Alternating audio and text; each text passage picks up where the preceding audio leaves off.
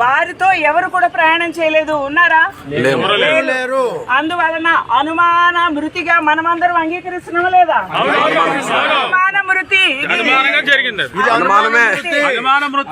అందువలన దీనిని respected police department వారు తగిన చర్యలు లీగల్ గా తీసుకొని సత్వరమే దానికి సంబంధించిన ఇంక్వెస్ట్ శవ పంచాయతీలు జరిగించి ఆ యొక్క స్పాట్ లో ఏం జరిగిందో కూడా ఖచ్చితంగా నిర్ధారణ చేసుకొని తగిన సమయంలో ఇంక్వెస్ట్ కంప్లీట్ చేసి పోస్ట్ మార్టము వారి రక్త సంబంధుల మధ్య వారి యొక్క ధృవపరిచిన తర్వాత మా రక్త సంబంధి నా భర్త లేకపోతే నా కుమారుడు అని వారు చెప్పిన తర్వాతనే పిఎం చేయవలసిందిగా సవినయంగా పోలీస్ డిపార్ట్మెంట్ వారిని మనవి చేస్తున్నాను.